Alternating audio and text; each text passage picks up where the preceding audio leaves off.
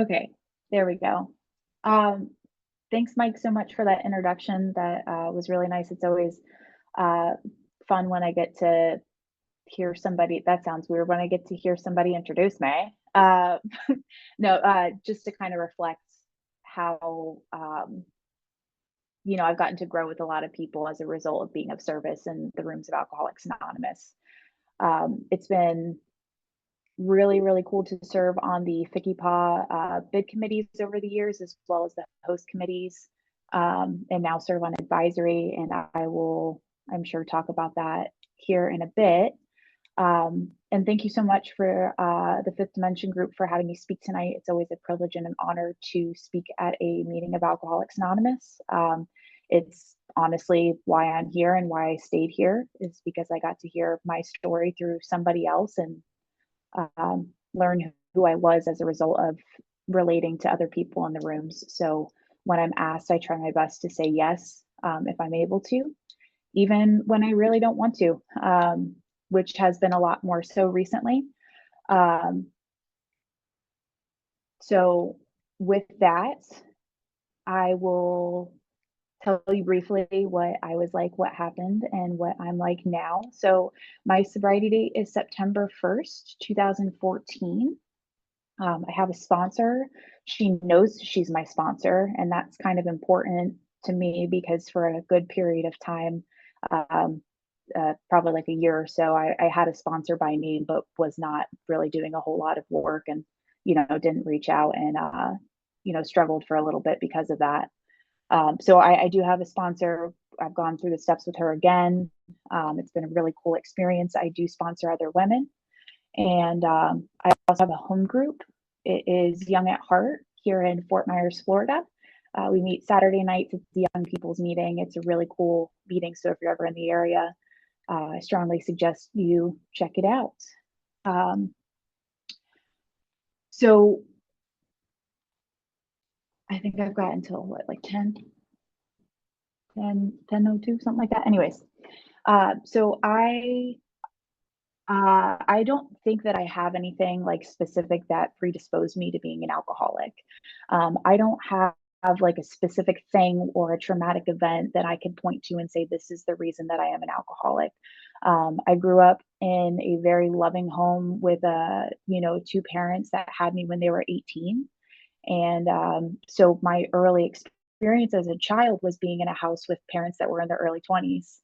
And so what that looked like is, every weekend there would be, a bunch of people over at the house drinking. And my early association with alcohol is I would, watch my parents and when they drank, my dad he's hilarious, but when he drank, he gets really funny. And my mom would loosen up a little bit. And it was always a really good time. And, I look back and I reflect and, my first, observation about alcohol was it looked like it was something that was fun and definitely something that I wanted to do. And, from really, really early, we take like a couple sips of beer from our parents or a glass of champagne at New Year's. And like I can't tell you the first time that I drank. I can tell you, the first couple of times that I felt the effects from alcohol for sure. But for me, around like, 13, 14-ish, um, I started getting more creative and sneaking drinks at those get-togethers. And there was one night specifically where I had, stealing more than a handful of drinks, and my one of my family members had started getting aggressive with one of my younger cousins because he was just belligerent and drunk, and I felt the effects of alcohol to where I felt confident. I was like 13 or 14 and I was very small. And I'm trying to fight my older, he's my uncle. He's like 6'7", not that tall. That's a lie. He's like 6'4". Um, but he's a big dude, and I have this confidence and this awareness that like I don't know, I just have this confidence. And that's what alcohol did for me.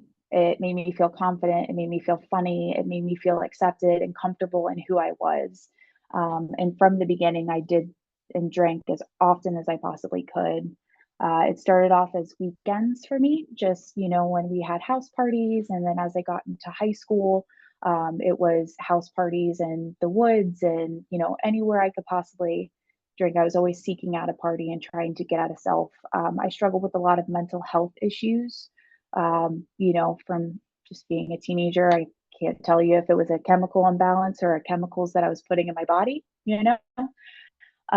But I, you know, uh, a lot of times was drinking to block out the pain that I was having and the emotions that I was having.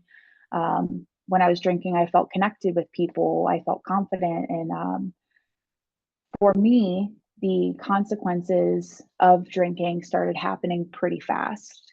By the time I was 16, I had um, I'd gotten arrested for open container and being out past curfew. I got like a slap on the wrist, and when I was 17, I got arrested for drinking underage. Um, when I was 18, I got a DUI, and while I was on probation for that DUI, um, I ended up in a pretty nasty accident when I was 19 that resulted as getting banged up pretty bad. But yeah, it escalated really fast for me.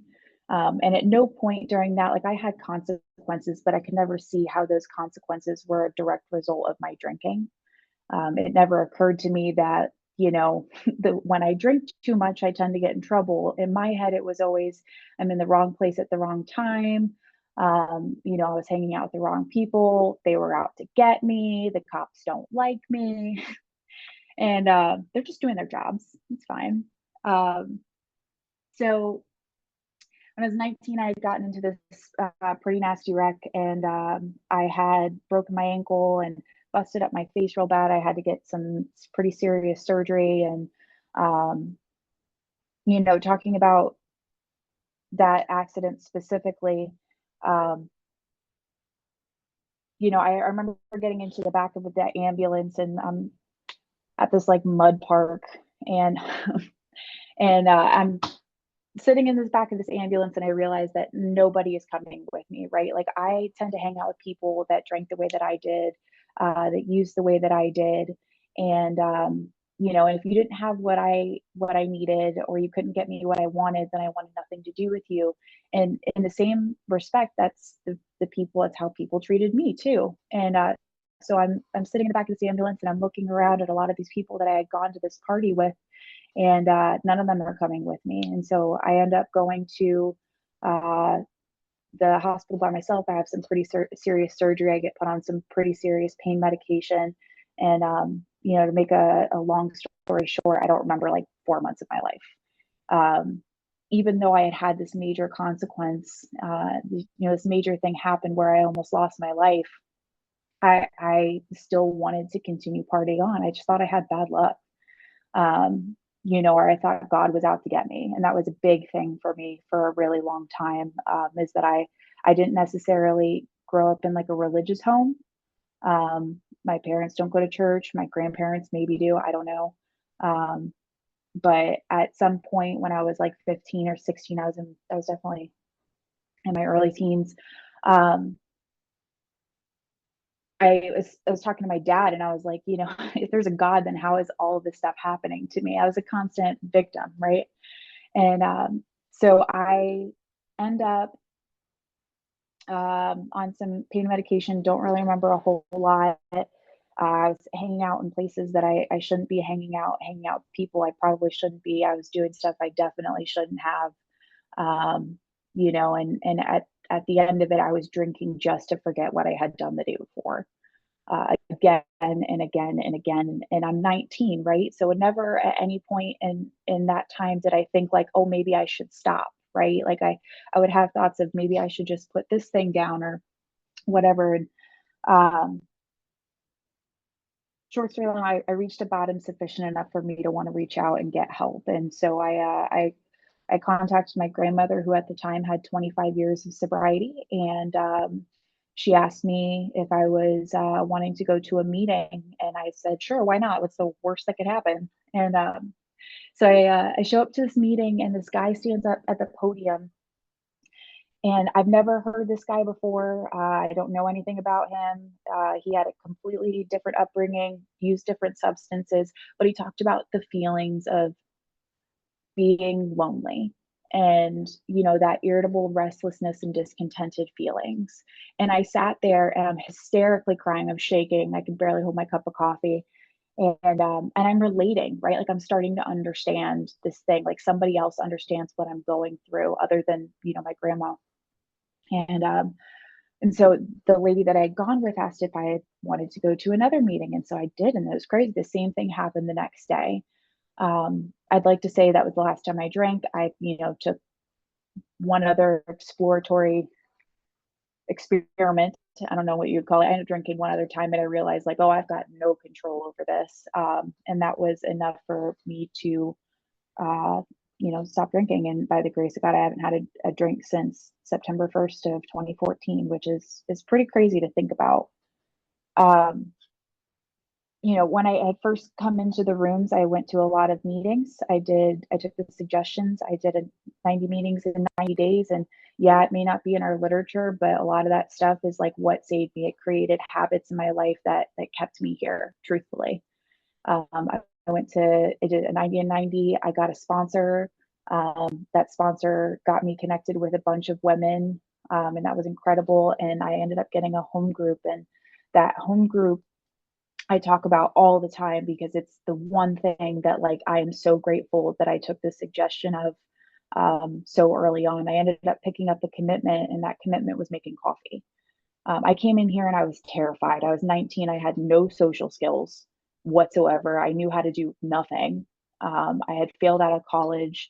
I didn't really know what I was doing with my life at all. And I get to this home group and they teach me how to shake a hand, right? And look somebody in the eye. And I hadn't done that in a really long time. I came in here really, really broken, and that home group, was a safe place for me to start understanding who I was. And um, I started making coffee, and this meeting, you're making coffee for both that meeting and the biggest meeting in that area after. And so it's like a lot of pressure. And they were like, it's only a 1 month commitment, and it was a smaller home group. So I ended up making coffee somehow for like an entire year. And I remember being so angry about it at the time, but I look back now and I'm like, thank God, because it was a Friday night and I struggled on the weekends. And Saturdays, I picked up another, meeting that I went to consistently and was of service of. And that's been like kind of the real key piece in my recovery outside of working the 12 steps, of course, is being of service. And for me, that started as simple as, joining a home group and picking up a commitment. After I worked my steps and, I had a spiritual experience as a result of it, I was able to start sponsoring other women. And, that's been a huge bright spot in my life. Um, and then I got involved with this young people's committee called FCYPAA. I'm going to plug it here for a second because it's been such a huge part of my recovery is young people in AA. As somebody who came in here at 19 and, thought their life was over, like in my head, I was always thinking about like I never wanted kids or to get married or like any of that kind of stuff. But as soon as I got sober, my brain started doing all the what ifs. Well, what if I get married and then I can't have a toast at my wedding? And what if I have kids and my kids get married and this, that, and the other? And what about my 21st birthday? And thankfully the direction that I had here, people gently reminded me that this is all about just for today, that all I have to worry about right now is what I have going on right now and be where my feet are. And so I got involved with this young people's committee and it was amazing. I got connected with other people who had gotten sober young and understood that, like, yeah, sometimes AA is, coffee dates and sitting at diners and going bowling, but there's also a bunch of other stuff outside of that that I've gotten the ability to do because I am sober and I can remember it too. Like Mike mentioned, I go to like music festivals and concerts and I go all over. I travel all the time and I have an amazing time doing so. But I got involved with this young people's committee and I picked up a couple of positions. It started out as like merch and I got to learn how to make t-shirts. Silly.